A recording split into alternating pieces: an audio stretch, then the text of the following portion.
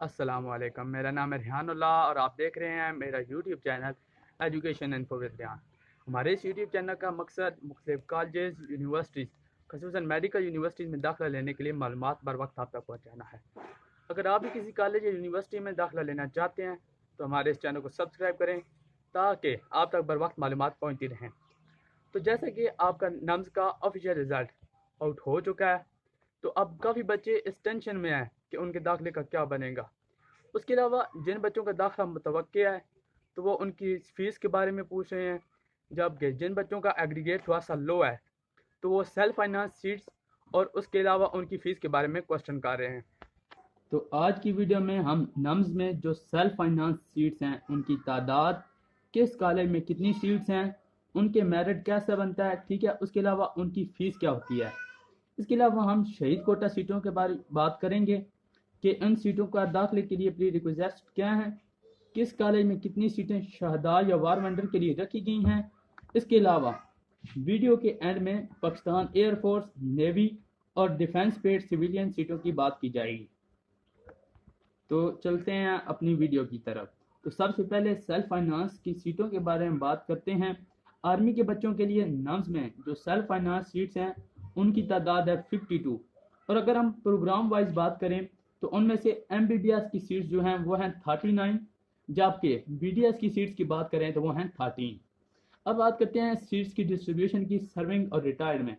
तो जो total seats की डिस्ट्रीब्यूशन की बात करें तो MBBS जो सर्विंग के लिए हैं सीट्स वो हैं 23, जबकि BDS की सीट्स हैं 8 सर्विंग के लिए। रिटायर्ड की बात करें तो MBBS की सीट्स हैं 19, जबकि BDS की सीट्स हैं 5। तो अब बात करते हैं कॉलेज वाइज इन सीट्स की डिस्ट्रीब्यूशन के बारे में। तो सबसे पहले आता है फाउंडेशन यूनिवर्सिटी इस्लामाबाद। तो उसमें MBBS की सीट्स हैं 10, ठीक है, जबकि BDS की सीट्स 6, जो कि टोटल 16 बनती हैं। इन सीट्स की डिस्ट्रीब्यूशन की बात करें तो सर्विंग के लिए जो MBBS की सीट्स हैं वो हैं 6, जबकि सर्विंग के लिए BDS की सीट्स 4। रिटायर्ड के लिए MBBS की सीट्स 4 और BDS की सीट्स 2 हैं। उसके बाद आता है CMH मुल्तान, ठीक है, इसमें MBBS की सीट्स हैं 14, BDS की सीट एक भी नहीं है, ठीक है। इन सीट्स की डिस्ट्रीब्यूशन की बात करें तो सर्विंग के लिए MBBS की सीट्स हैं 8, BDS की सीट तो है नहीं, ठीक है, और रिटायर्ड के लिए MBBS की सीट्स हैं 6। इसके बाद आता है हाई टेक यूनिवर्सिटी टेक्सला। तो इसमें MBBS की सीट्स हैं 13, जबकि BDS की सीट्स की बात करें तो वो हैं 6, जो कि टोटल मिलाकर MBBS और BDS की सीट्स बनती हैं 19। तो सीट्स डिस्ट्रीब्यूशन की बात करें तो सर्विंग के लिए MBBS की सीट्स 8 हैं, जबकि BDS की सीट्स 4 हैं। रिटायर्ड की बात करें तो MBBS में 5 सीटें हैं रिटायर्ड के लिए, जबकि BDS की 2 सीटें हैं। उसके बाद BUM एंड DC कराची यानी बैरिया कराची, ठीक है, MBBS की सीट्स हैं 2, जबकि BDS की सीट है 1, ठीक है। सीट्स की डिस्ट्रीब्यूशन की बात करें तो MBBS की सीट सर्विंग के लिए 1, जबकि BDS की जो सीट है 1 वो सिर्फ और सिर्फ सर्विंग के लिए, रिटायर्ड के लिए BDS की सीट्स नहीं है। तो रिटायर्ड के लिए MBBS की 1 सीट अवेलेबल है। तो अब सेल्फ फाइनेंस सीटों पर मेरिट की बात करते हैं। तो सबसे पहले AMC यानी आर्मी मेडिकल कॉलेज में ओपन मेरिट की क्लोजिंग होती है। इसके बाद नम्स पेइंग कैडेट का मेरिट क्लोज होता है।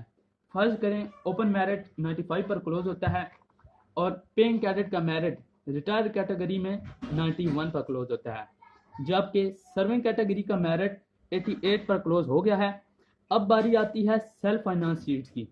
तो क्योंकि हर बंदा सेल्फ फाइनेंस सीट्स पर फीस अदा न करने सकने की वजह से, ठीक है, अप्लाई नहीं करता, तो इन सीटों का मेरिट पेइंग कैडेट के मेरिट के बाद स्टार्ट होता है।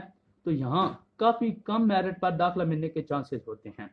मसलन सेल्फ फाइनेंस रिटायर्ड की सीटों में MBBS की 19 सीट्स हैं, जबकि BDS में 5 हैं। तो अब पेइंग कैडेट का मेरिट 91 पर क्लोज हुआ है, तो टोटल उनकी 24 सीटों पर दाखिले का मेरिट तकरीबन 7 से 8 एग्रीगेट तक कम हो सकता है, यानी 82 से 83 एग्रीगेट पर भी बहुत आसानी से हो जाता है। इसी तरह सर्विंग का देखा जाए तो उनका पेइंग कैडेट एग्रीगेट अगर 88 पर क्लोज हुआ है तो उनकी सीटें ज़्यादा यानी 31 सेल्फ फाइनेंस सीटों पर उनका दाखिला 78 से 79 एग्रीगेट पर भी मुमकिन हो सकता है। तो मैंने यहाँ पर फर्जी एग्रीगेट से आपको तरीकाकार समझा दिया है, तो उम्मीद है आपको समझ आ गई होगी। लिहाजा इस फर्जी क्लोजिंग मेरिट को एग्रीगेट को आपने हतमी सूरत हारगिज़ में ना दिया। अब बात करते हैं सेल्फ फाइनेंस सीटों की फीस के बारे में। तो GHQ ने पेइंग कैडेट फॉर्म पर बड़े वाज़ेह अल्फाज से लिखा है कि इन सीटों पर फीस तकरीबन 15 से 18 लाख सालाना के हिसाब से होती है। तो इसके अलावा हम आगे चलकर इस पर मजीद बात करेंगे। तो अब बात करते हैं शोधा कोटा की। तो क्योंकि शोधा का खून मुल्कों कौम पर कर्ज होता है, तो GHQ सबसे पहले शोधा और वार वेंडर के बच्चों को सीट्स अलाट करता है। इस कोटा के जो भी बच्चे बेसिक क्राइटेरिया पर पूरा उतरते हैं तो उनको हर सूरत में सीट दी जाती है। तो सबसे पहले हम शोहदा के लिए नम्स में एलिजिबिलिटी क्राइटेरिया की बात करते हैं। तो उसमें ठीक है, स्टूडेंट के अगर FSC में 60% मार्क्स हों, उसके अलावा नम्स टेस्ट में MBBS के लिए 65% मार्क्स होने चाहिए, और अगर आप BDS करना चाहते हैं तो 55% मार्क्स नम्स टेस्ट में लाजमी होने चाहिए। तो इसके बाद बात करते हैं शोधा के लिए रिजर्व सीट्स की। तो MBBS सीट्स जो हैं वो हैं 32, जबकि BDS की सीट्स हैं 3, जो कि टोटल 35 बनती हैं।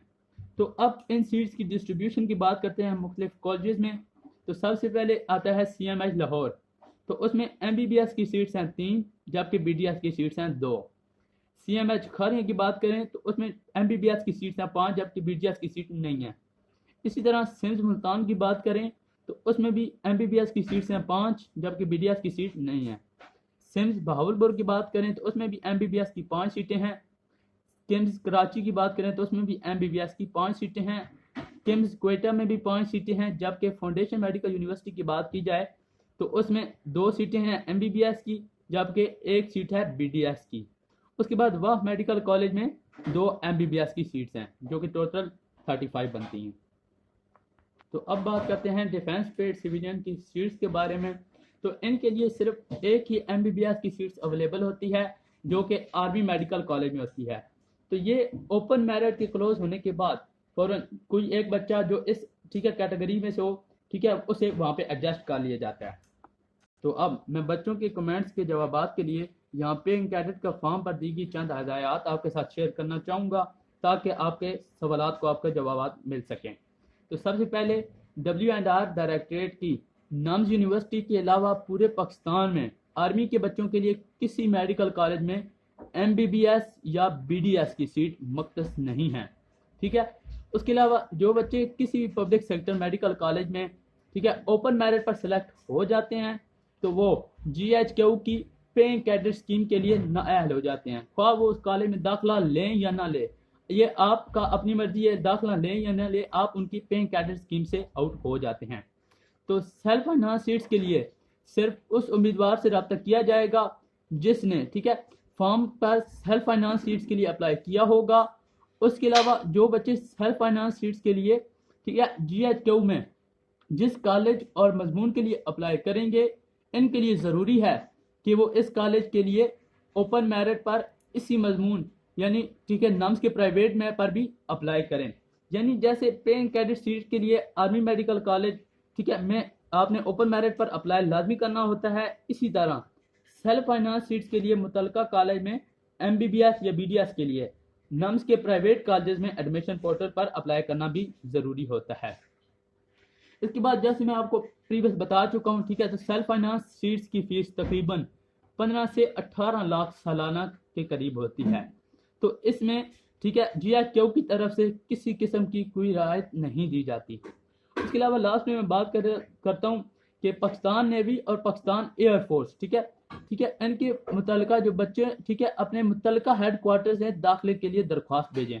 ठीक है, आपने अगर आप ठीक है पाकिस्तान नेवी या एयरफोर्स से ताल्लुक़ रखने वाले के बच्चे हैं तो आपने मुतलका हेडक्वार्टर से राब्ते में रहना है। GHQ ठीक है में ऐसी किसी भी दरख्वास्त पर अमल दरामद नहीं किया जाएगा। तो अब बात करते हैं नम्स पेइंग कैडेट की फीस स्ट्रक्चर के बारे में। तो अब मैं जो आपको फीस स्ट्रक्चर बताने जा रहा हूँ तो वो तकरीबन पिछले साल का है, तो हो सकता है इस साल फीस इंक्रीज कर दी जाए। अगर नहीं की जाती ठीक है तो ओपन मेरिट पर यानी नम्स कैडेट ठीक है उनके लिए जो सालाना फीस होती है वो है 2,80,000 के करीब, जबकि पेइंग कैडेट सीट्स की बात की जाए तो जैसा कि उनकी फीस हाफ होती है तो वो 1,44,000 के करीब होती है, जो कि रैंक के हिसाब से कम होती है। जैसा कि ठीक है, सिपाही रैंक का बच्चा तकरीबन 1,07,000 के करीब सालाना फीस देता है। तो अब बात करते हैं फी कंसेशन एंड स्कॉलरशिप के बारे में। तो fee concession scholarship to the army wards lieutenant colonel and below selected on open merit paying cadet additional selected cadet is provided only in the Army Medical College. However, candidates nominated by W&R Directorate in the NUMS affiliated medical colleges as paying cadets will pay the same tuition fee in the with the Army Medical College to concert institutions. यानी जिन बच्चों ने paying cadet पर apply किया होता है, तो अगर वो ज़्यादा मेरिट की वजह से ओपन मेरिट में आ जाएं और आर्मी मेडिकल कॉलेज में नम्स कैडेट बन जाएं, तो भी उनकी फ़ीस हाफ होगी। इसके अलावा आर्मी मेडिकल कॉलेज के पेइंग कैडेट की जो फ़ीस होगी वही CMH में ज़ेर तालीम पेइंग कैडेट की भी फ़ीस होगी। यानी paying cadet army medical college का हो या CMH का, सब की फ़ीस सेम होगी, लेकिन ये पॉलिसी लेफ्टिनेंट कर्नल और उससे कम रैंक वालों के लिए है। अब बात करते हैं पाकिस्तान एयरफोर्स और नेवी के लिए रिजर्व सीट की। तो मैं इनके बारे में श्योर नहीं हूँ, पर मेरी इंफॉर्मेशन के मुताबिक जो पाकिस्तान एयरफोर्स और नेवी की रिजर्व सीट हैं MBBS के लिए हैं 3, जबकि BDS की 2 सीट्स हैं, जो कि टोटल 5 बनती हैं। और ये पाँचों की पाँचों सीटें AMC यानी आर्मी मेडिकल कॉलेज में। तो उम्मीद है आपको हर चीज़ समझ आ गई होगी। अगर आपको हमारी वीडियो पसंद आई तो वीडियो को लाइक करें, वीडियो को शेयर करें अपने दोस्तों के साथ, ताकि उन तक भी ये मालूमात पहुंच सकें, और हमारे चैनल को सब्सक्राइब ज़रूर कीजिएगा। शुक्रिया।